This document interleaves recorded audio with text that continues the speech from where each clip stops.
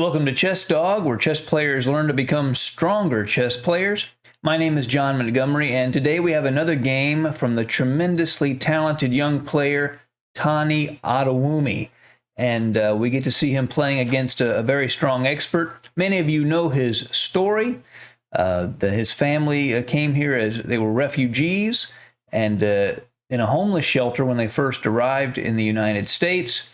And Tani Adewumi, now at the tender age of 10, is already a chess master. Really an incredible story. In this game, he's playing Anthony Levin, a strong expert.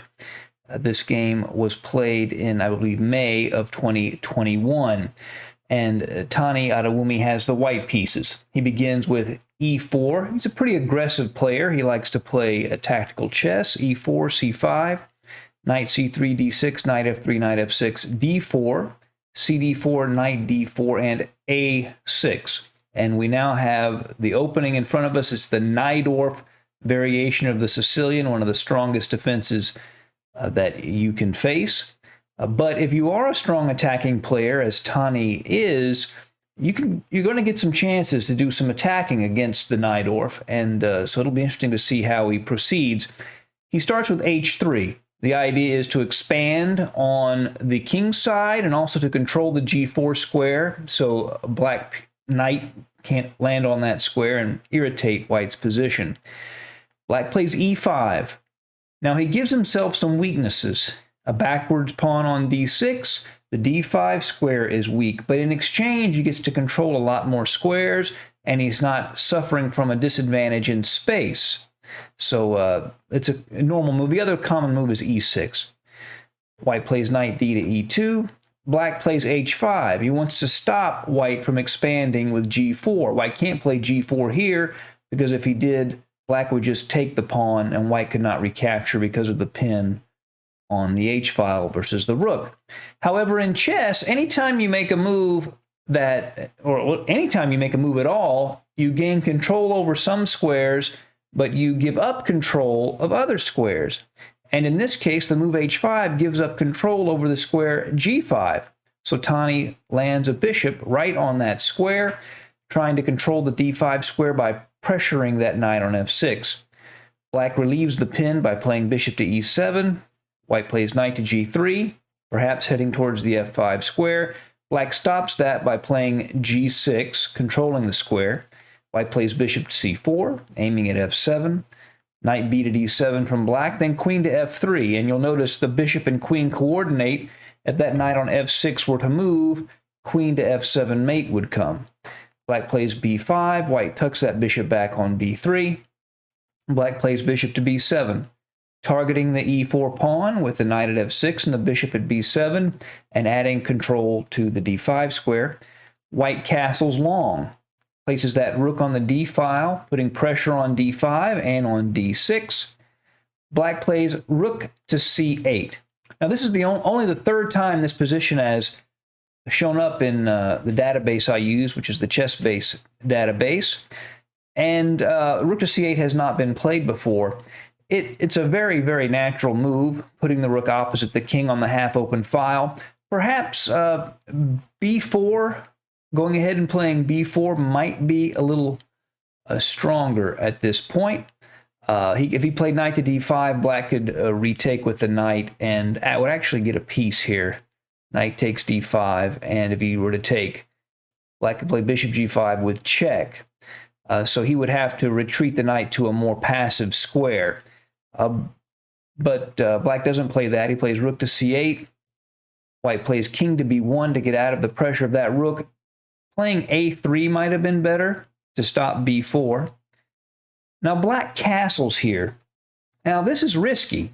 It's a risky move to castle when the pawns in front of your king are extended like this on f7, g6, and h5. And he also has those weak dark squares. It might have been better, believe it or not, for black to leave his king in the middle of the board.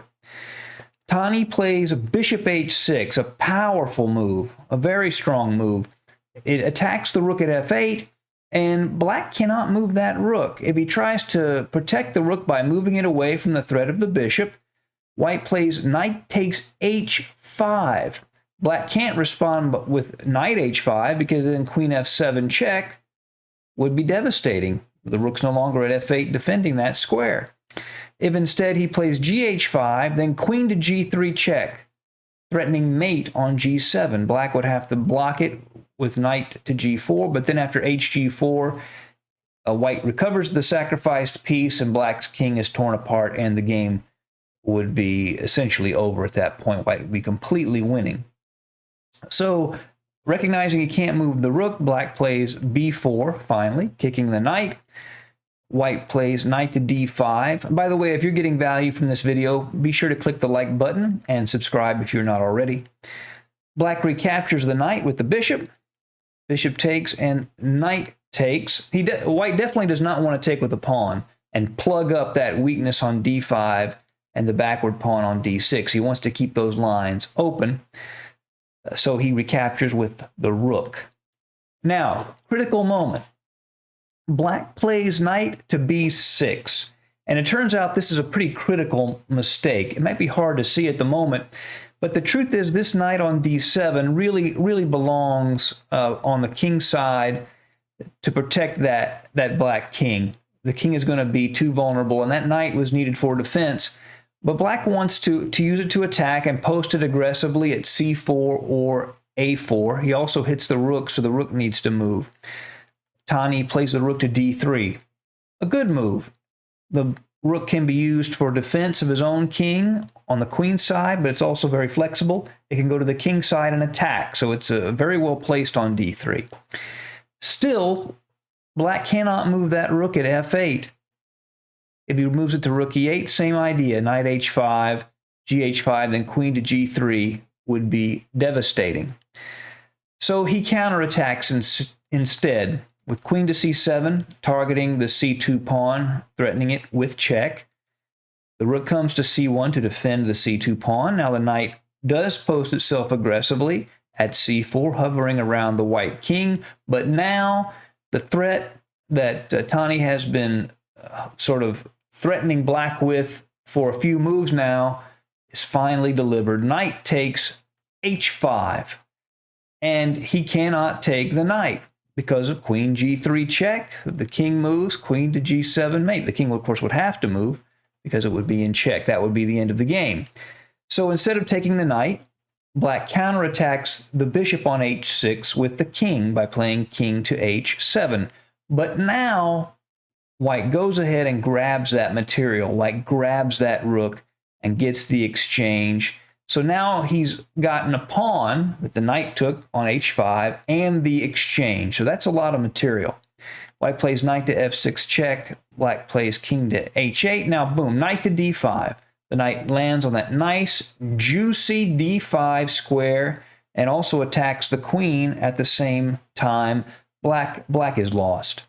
The queen moves to b7. Queen to f6 check. Here, black needs to play king to g8, but instead he plays bishop to g7, and that allows another tactic. Tani plays queen to h4 check, forcing the king to g8. Now knight to e7 check, forking the king and the rook. King f8, knight c8, queen c8. White now has two exchanges, a rook for a knight and a rook for a bishop, as well as the pawn that he won on h5. The advantage is decisive. White tries to open up lines against the queen by playing c3, get that rook against the queen. Black moves his king back to g8. White takes on b4, knight to d2 check. Now, if white were to move the king, queen to c1 would be mate. But it turns out it doesn't matter at all. He can actually just take the knight with the rook, and the game is over. And here his opponent resigned. Another excellent win from Tani Adewumi, and I'm really looking forward to seeing more of his games. This very young, very talented player. And if you enjoyed this game, be sure to join us again at Chess Dog. Thank you.